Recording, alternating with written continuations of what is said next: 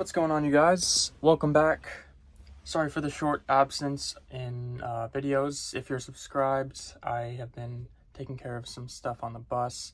It's raining in California somehow, so a leak developed in our roof of the bus, but not a bad one. So just a quick repair, and we're back in action. So that being said, today I was thinking about chaos, especially as my son grows. He's almost 2 years old, and we're at that age. So as he gets more active and more wild and crazy and energetic, it's reminding me of a book I read a while back. It's called Principia Discordia. This is one, I don't know if you can see that very well, but this is a fantastic book. It's somewhat, it's by Malcolm the Younger, by the way, if you're interested. And it's almost a comedy, but a serious topic at the same time. I love it for that. But essentially the book is about, it's almost like a mock religion. Hopefully that doesn't trigger anybody, but that's what it is. It's pretending to be a religion, in a serious way. But essentially the book is about chaos and the importance of chaos. And I find the content to be, it's funny, so it's engaging, but at the same time it's really like profound at the same time. So essentially the idea is that chaos is life. You can't escape chaos. You can't get away from it. You can't fix it. And as I don't know if it's a human condition or if it's just something that we've learned and developed in this new modern age, but we're all kind of addicted to perfection, and we seek perfection in everything, and we try to fix everything, and we try to organize and order everything, and it's so stressful. Like it's honestly, it's probably one of the most stressing things that we do to ourselves every day, all days, is trying to solve all the chaos, trying to organize all the chaos. And you see it, with I don't know if you've ever seen the before and after pictures of cities and buildings in cities that used to have these amazing curvy architecture and beautiful, just beautiful buildings and construction. And we've kind of demolished all of those buildings and replaced them with just boxes and skyscrapers that are just boxes and all these straight lines. And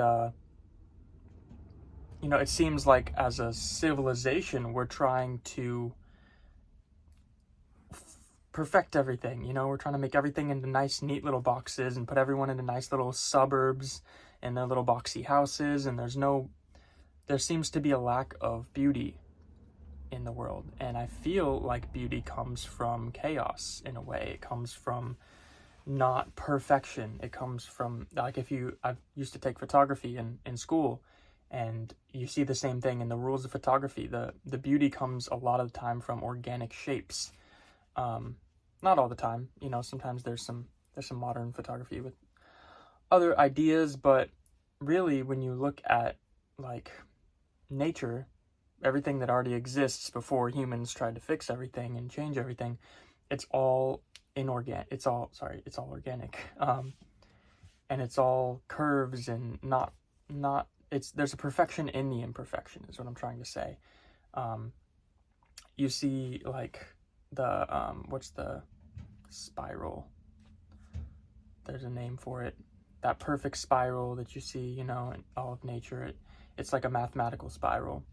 And nature forms itself around that while still being unique and organic and having different shapes. They all still kind of adhere to this strange mathematical principle that is perfect.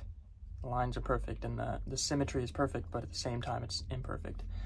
All this to say, as I raise a almost 2-year-old, I'm learning that chaos is inevitable, and I'm kind of applying this to other things in life, but really when you think about it,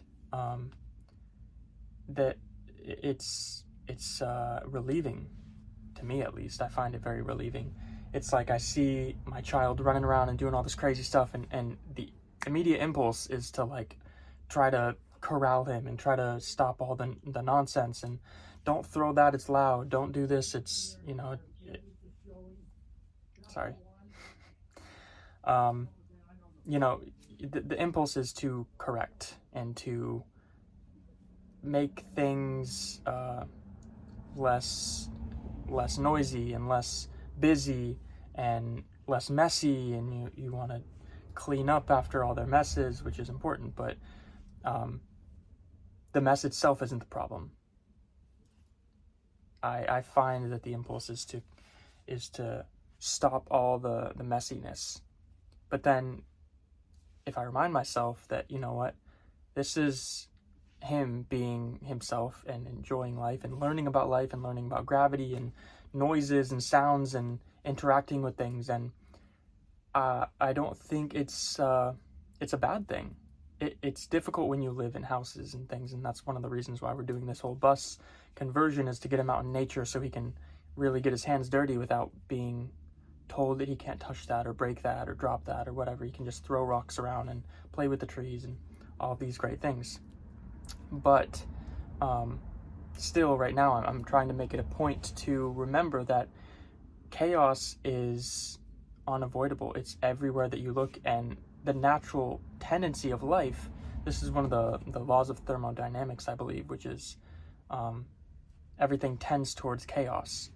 And when left alone, entropy is a natural, you know,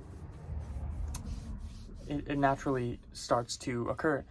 And I think that's one of the beautiful things about being human, is we do have this urge to make things perfect and to organize into order. And it's a beautiful balance in life, order and chaos. And to find that balance, I think, is so important, because too much chaos is insane. Like, imagine no order in a city. You're going to have people killing and you know, stealing and rioting and causing problems and starting all these things. But at the same time, too much order, you get something like, you know, a dictatorship or some variation of that. And the balance is where in my opinion, the balance is in the middle, where you have a sense of order, but it's counterbalanced by enough chaos to where life is actually interesting and fun and enjoyable. Because I guess this is subjective, but in my opinion, if you have complete order, there's a complete lack of creativity in that, and a lack of ingenuity. If you have, like, going with the example of a dictatorship, under a certain level of control, there is no freedom, there's no individual liberty to express yourself. And I don't want to I'm starting to feel my brain go into the track of like politics and America and all this stuff, and I don't want to get into that with this video, but you see where I'm going. There is a beauty in a certain balance of chaos and order, and I find it very refreshing when I stop in the moment and I realize, okay, this is chaos, but I don't have to be alerted by it. I don't have to be triggered by it. I don't have to let my impulse and my urge take over to like make everything controllable. And that really makes things, like, almost immediately, if I can catch that thought process, immediately it's a relief, and I can kind of join in on the fun with my kid, especially, and take part in chaos while at the same time maintaining a level of order, such as cleaning up after yourself or explaining if things are breakable. You know, there's a limit to the chaos, but at the same time, being able to surrender to a certain amount of chaos for the sake of fun and play and creativity and just relief when things aren't controllable. You know, it's like dancing in the rain. You know, a lot of people abhor like being wet and soaking and being in the rain, and they can't get wet for whatever reason, but it's freeing when you actually just make the decision to go out and let your clothes get wet and and let your hair get wet and be messy and be free, and then that's almost a virtuous quality that you find in people, where they don't care that it's messy and dirty and grimy and chaotic, and you get dirt on your clothes, who cares? You can wash it out if you go on a hike, something like that, you know. But I personally find it very refreshing and very relieving when I manage to remember that chaos is okay. Like, it's not a problem. It's just, it seems that we've gotten to the impulse point where it's subconscious to try and correct it. So I thought I'd make a video on you know, on a whim about it, because I think it is very, very, very relieving, in my opinion, to remember that as often as possible. And if you want to check out this book, it's called Principia Discordia. I got it on Amazon, I think, for a couple bucks as a paperback. So it's worth a read. It's humorous. It's very engaging. It has like weird little like pictures and stuff. So it's not even a long read. It's just like, it's almost like a, I don't know. I don't even know. It's weird. It's fun. It's quirky. So check it out. It's a fun read, and it really did get me to think about chaos differently, you know, and think about it in an enlightening way and an exciting way, and allow me to be less annoying about life and less rigid and less bothered, you know. Just let things happen, because that's where the beauty happens, when you surrender to the flow of life and you let you know, you let that energy work through you. You can really, at least for me, one of my main kind of strides right now in life is to be more lighthearted and to be more open and humorous and not care so much about things. You can probably get that energy through my videos, as I have kind of a tendency to be a little bit matter of fact, and I don't love that. So this is a fun one to try and integrate, and hopefully you gain something from it and you can try yourself. But I will leave it at that. Thank you so much for watching, and I'll catch you on the next one.